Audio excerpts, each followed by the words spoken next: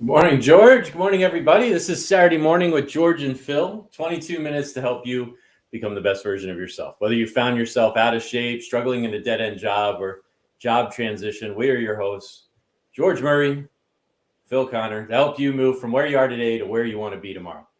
We're glad you can meet us early this Saturday morning. We do encourage questions in the chat, and we'll try to answer as many as time allows. It's episode 24. It's our Thanksgiving episode, and we're chatting about time management this morning. George, again, good morning. Hey, good morning, Phil. What a great time of year. You mentioned Thanksgiving. We've been so grateful each year, and everyone on our viewers here. We've been doing this show for 11 months. Can you imagine that it would actually last this long? Just to help folks to get better, right? Whatever struggling, whether they're looking to start a workout program just to get out and move, or they're in full career transition. So we love the feedback, and we're very blessed to help others, enable them to pay it forward in some way. We ask you to comment, like, and share if this video has helped you or you think it could help others. Absolutely. You and I have shared often that we could not be here or be where we are today or have achieved what we've achieved in our lives if it weren't for the help of others. We're grateful that all of you are watching and sharing this show with other folks. Yeah, agreed. And hopefully our producer, Ethan, can help us thank our sponsor. We really appreciate Thrivent and the folks over at Thrivent helping people gain financial freedom. And so what we want to be able to do is thank those at Thrivent along with Skip. And if you guys, their half of this year is really focusing on you maximizing your 401k, your employee benefits overall, your life insurance and everything else. Again, the things that you may not pay a lot of attention to, but it's really important when you really do need them. The folks at Thrivent can help you. So if you have the ability, I'm not sure, we're having some technical difficulty, but you can turn around, either reach out to me, Skip Nelson, or if we get it up there on the screen, we can turn around and get the app. You can just select and set up a free 1-hour consultation. I've done it. A lot of other folks have done it, and they've been really thankful to do so. So thanks, Skip and Thrivent. And if you're not able to scan it this morning, just put your message in the chat to George or myself, and we'll make sure you get the appropriate link.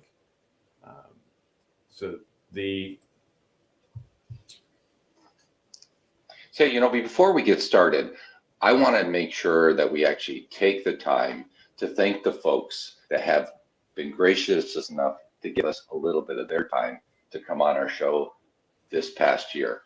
Not sure if we can turn around and get that in presentation mode, Ethan, and kind of go through the slides, but I'd like to turn around and at least identify those individuals that have been gracious enough with their time. Well, and we'll start out. Our very first guest was Lisa Fraga. So we're looking at slide 3 in this deck, Ethan. And Lenny Newman joined us shortly after that. Yeah, and Cap Reed, who doesn't know Cap Reed? She's actually on, I think, Planet Work or Work Planet or whatever now, on Tuesdays and Thursdays again, as well as Dan Needs, helping, like we do, help people grow businesses, struggling in transition, etc. Dan's another great guest that we had on earlier this year.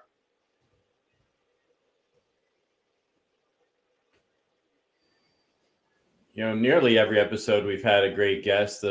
Shortly after these folks, it was Wes Roper. You can advance to the next slide, Ethan.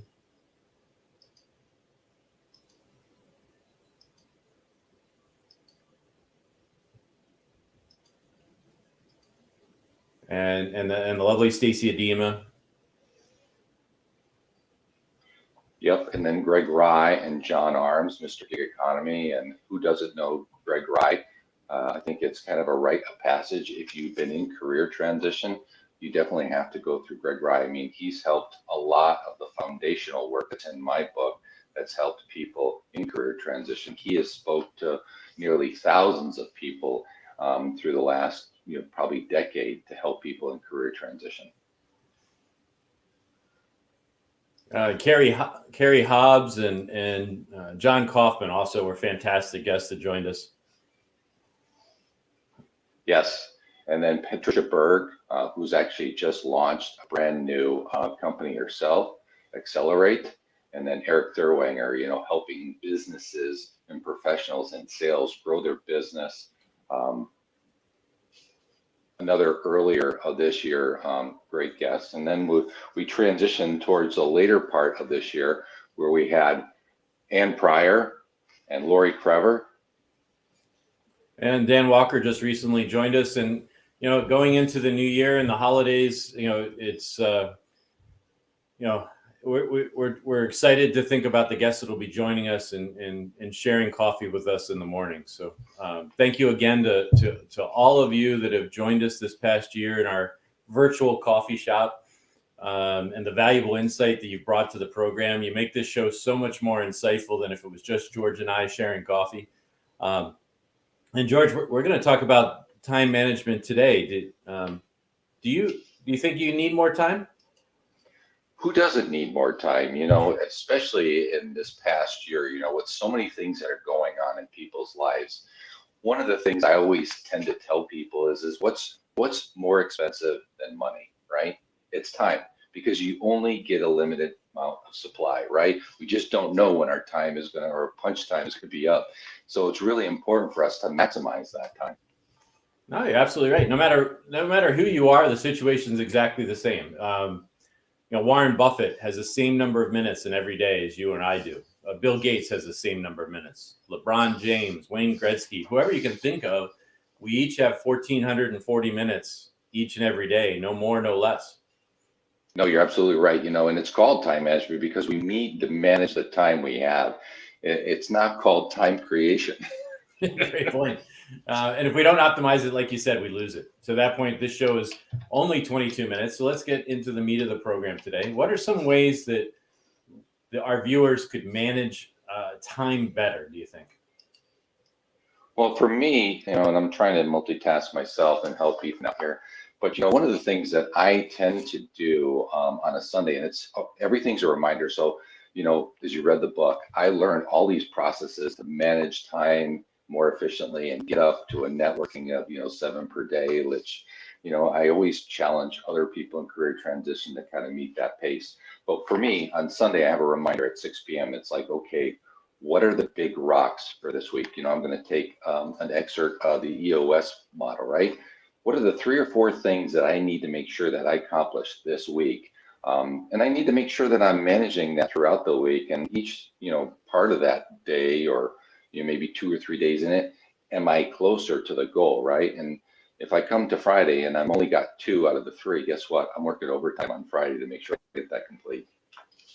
Well, one of my favorite quotes from the former President General Eisenhower, it was something to the effect of is the plan was not great, but the planning was invaluable. And I think taking that time to in planning your day, week, or month is incredibly valuable. And then, like you said, the week may not unfold the way that you originally planned, but as you go through that planning process, you're really putting yourself, at least for me, what I found that I wasn't doing earlier in my career is that by planning out my day ahead or my week ahead, it gives me a sense of calm around the things that need to be accomplished. No, that's a great point, because of the fact that I call them disruptions, right? We don't plan for them, but they always happen, whether it's throughout the day or throughout the week. But we always have to kind of, I'm going to take another expert for a great book, True North by Bill George, right? We always got to stay on point. What are the critical things that we need to do personally and professionally in the business? If we're running a business, running a department, or running just a small team, right? It's important for us to get those critical things done because they are going to lead to greater success. So it's always making sure that you identify those, you assess those. For me, one of the things that I try to do is, I try to break up my hours in 4 quadrants. You got 15 minutes, you can do 4 great things. Don't try to do a dozen things because you're not going to get them all done. I know that I'm not, I'm a terrible multitasker. So I want to make sure that I get 4 great things done. But then you're also evaluating, taking a look at how am I progressing?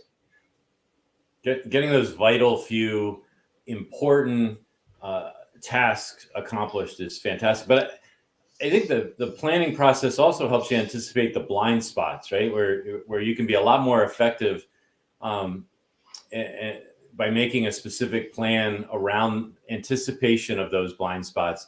Um, if you were going to maybe elaborate a little bit on, in applying that to job search, what might be some blind spots that job seekers don't necessarily anticipate? Well, I think, it's like I had talked about in my book and in a lot of the workshops that I outline is, you've got to plan a day, you got to plan a week, and you got to plan a month, right? We've left a structured life. You've got up at a certain period of time, you did certain tasks, you went to the office, you had certain meetings, you had KPIs. And if you don't put that structure in place, if you're in career transition, you can totally waste an entire day just, maybe sitting on the couch eating bonbons. That's the old adage thing, but it's really important, right? So how do I get up in the morning? How do I start in my best form? How do I motivate myself? Because again, all your friends are currently working. So guess what? You're an army of one, right? So you've got to figure out, how do I motivate myself? How do I get jump started? And then throughout the day, you've got to break up in those quadrants. And what's important, both in career transition or at work, is making sure you take those breaks, those mental breaks, so that you are your best version of yourself throughout the day. Oh, I think that's excellent. Being proactive and attacking the week ahead versus just waiting for the week to happen to you. In your experience, what pitfalls do people fall into when they're planning their week? Well, yeah, for me, it's not kind of assessing throughout the week and then taking a look, even your day, right? At the end of the day, even if it's on a drive home, 10 minutes, hey, what could be done better, or what do I need to catch up on so that my week still progresses as I intended?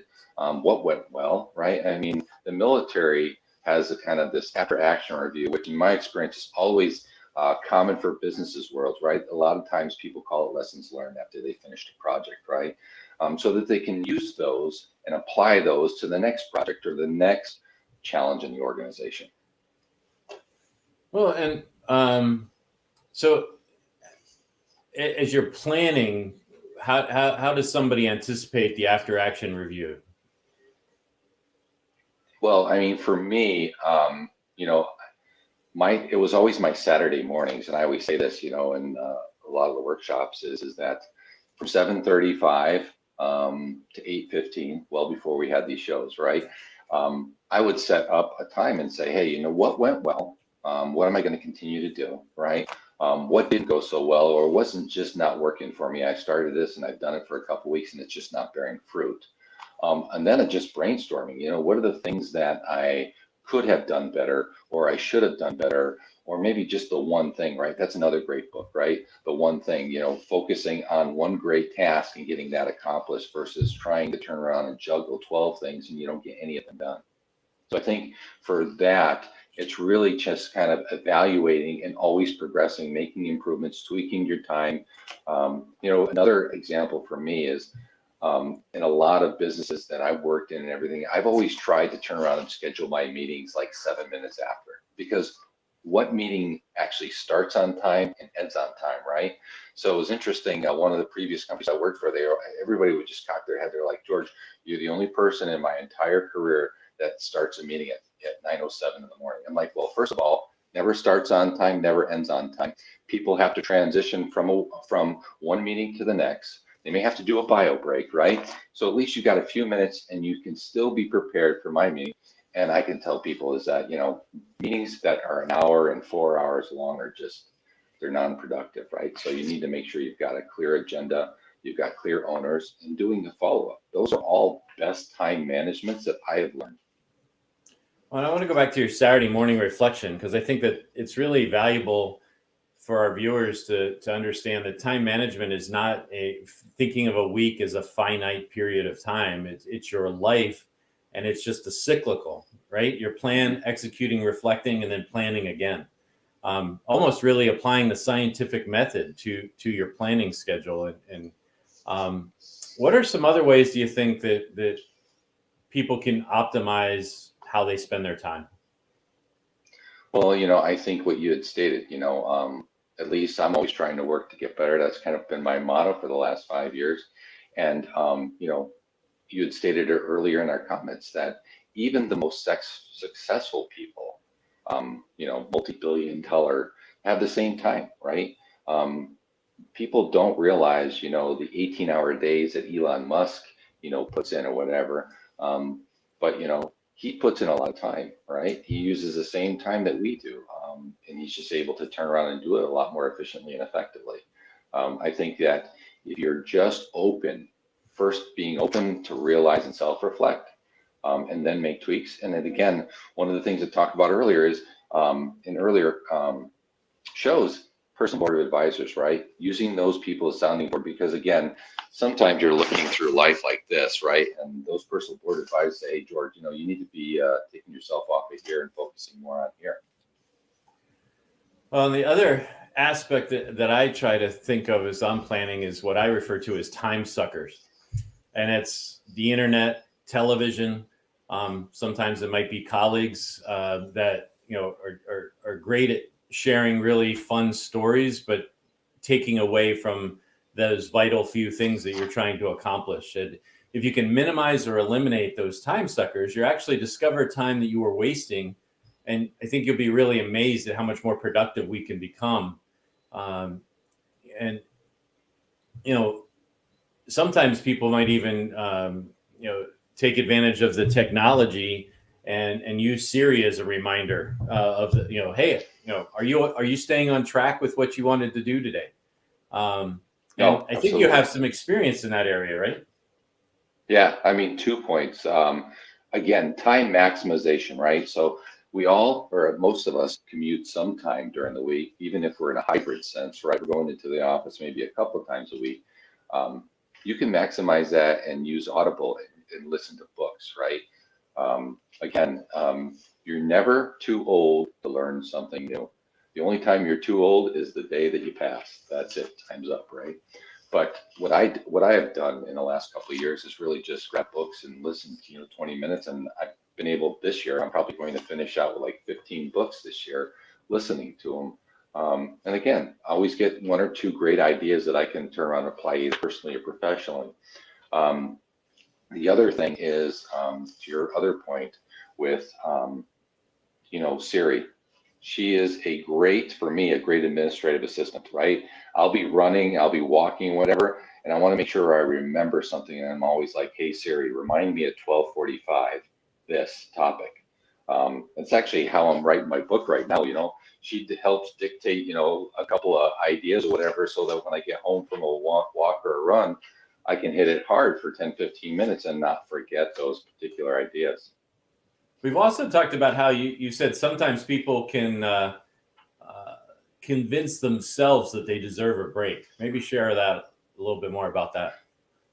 Yeah, one of the things I tell people, I had learned in my first career transition is that leading up to it, I had probably the best holiday schedule for my wife and I we've only been without kids. This is the first time in 20 years, right? And so because we had moved a couple of places, so we just always were the ones that watched them, and we went on holidays and everything else. So, leading up to that about a week before, I was out of a job, right? But, she'd say, well, we can't afford it. I'm like, well, we can't afford not to. I mean, it's important for you to take mental breaks to keep your sanity and keep your energy level up. And it doesn't have to be, a 7-day vacation or whatever. You can go up, up to the falls for the day and just clear your mind and everything else and take a 3-day weekend.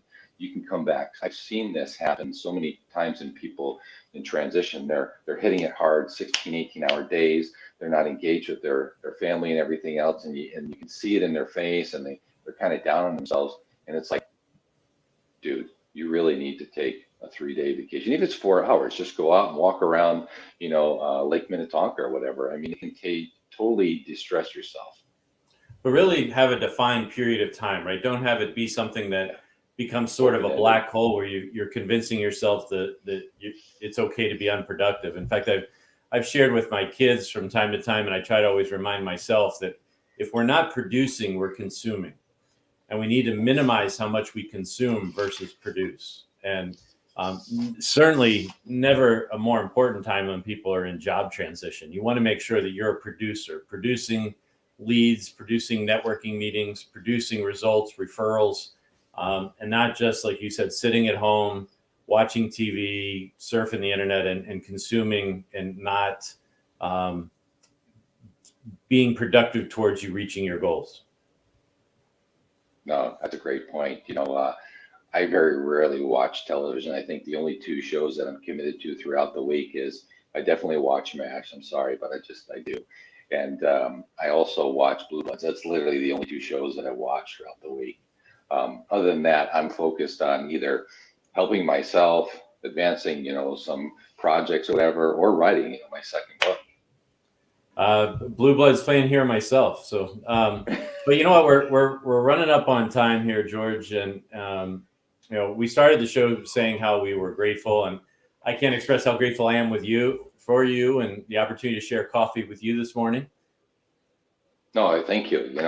It's really been a pleasure. The feedback that we continue to get and the reach that we continue to get throughout these shows is really spectacular. Getting people all the way from the UK, and then all the way, as far as California, early in the morning in California time. So really blessed to have the show and be able to share our experiences. And more importantly, if people are out there have best practices, I definitely, from a time management skill that we haven't brought up that you might think that would help our viewers, I strongly suggest making comments in the section so that people get the full spectrum of maximizing the time available to them. This show has continued to progress in viewership, and by now, the end of Sunday night, we're probably reaching anywhere from 2,000 to 2,500 people that watch the show. So again, it's resonating, it's helping people, and that's really the intent of this show.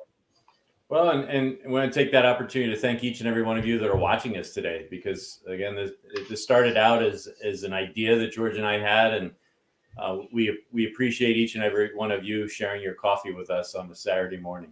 Do you remember the first show? The first show we didn't even post, right? I think we had 4 viewers because we didn't even know the technology was going to work or whatever. Yeah, it's come a long way. Having said that, let's remind folks that we'll be back on December 4th, where you'll join George, and actually Lenny Newman will be pinch hitting for me. I'm going to be having some surgery, going to miss a couple episodes here, be stepping away from the virtual coffee shop. But, the discussion that George and Lenny are going to be having is about overcoming fear. We hope you'll tune in to watch at 8:02 a.m. December 4th, Saturday morning. Also, George, you've launched a new, and I can't say enough about how great your book is. It's George being an award-winning author of Hired, Cut Your Career Search Time in Half. You actually launched a new Hired newsletter that comes out every week. If folks want to get it, they can just contact you on LinkedIn. Is that right? Yeah, all they got to do is reach out. As a matter of fact, already got 500 people that signed up for the news link. It's really just another way to get a best practice, especially, every Monday, get set, get ready, get hired, right? So we want to help people to set off their left foot. For me, I'm left-handed in the military, step off to the left, right? You always want to step off on your strongest foot to attack the weak. And so that's really the intent of the newsletter, is to help you in some way land your job faster. So great. So just private message George your email, and he'll add you to the list, and you'll be able to benefit from some of that insight in that weekly newsletter. And then we also, continue to have this transformation community, George, that you started back in the early days of the pandemic. Do you want to share with our viewers a little bit about the transformation community? Yeah, so the community, ironically enough, I started it just for me because, again, I found myself slipping a little bit on my health and everything else, and gaining a little bit more of those pounds back that I lost in my first career transition. So ironically enough, it was just about where the pandemic kind of took off. And we've gotten probably more than 60, 70 folks on the WhatsApp. And it's basically another way, free. All you got to do is just reach out and say, hey, I'd be interested. But it's videos like you and I with all your burpees and your jumping jacks, but helping motivate you, giving you a community to say, hey, you know what, do you know anybody at this company that I'm looking to turn around and network in, as well as just being kind of a sounding board. Again, another way to have a personal board of advisors that's going to help you land your next role faster.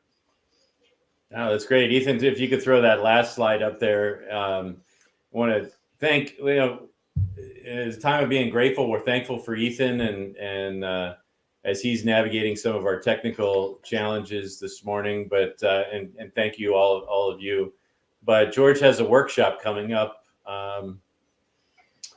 George, you want to touch on that a little bit? I can't see the writing here, so. Yeah, so first of all, I'm actually honored enough to be in the third semester at the Minneapolis Community College, where I'm providing workshops for people in career transition. So it's about 2.5-hour workshop. Also started working with some professionals as well as executives that are in career transition. So I've got a couple packages to help them. Either it's just a month, hey, I really need a kind of a basic training, full blitz. How does this whole career transition process, help you land my next role, developing, value propositions, network roadmap, et cetera.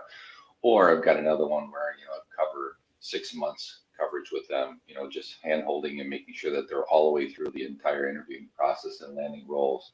Honestly, I can tell you, my last career transition was relatively short in scope, where, I think it was 35 days from the time that I left to the time that I got an offer, just following the process again. So the book's really proven, hey, post-pandemic still works. You've really got to do the heavy lifting, and I can help you get there. And in closing, last item is that if he talks about his book, and don't take George's word for it, don't take my word for it. Go out and see the reviews that are on Amazon and some of the other platforms of the people that have read it and how it's impacted them in job search. So, I think that until next time, George, everybody have a great weekend. Thank you so much for sharing your coffee with George and Phil. And remember to achieve forward and get better.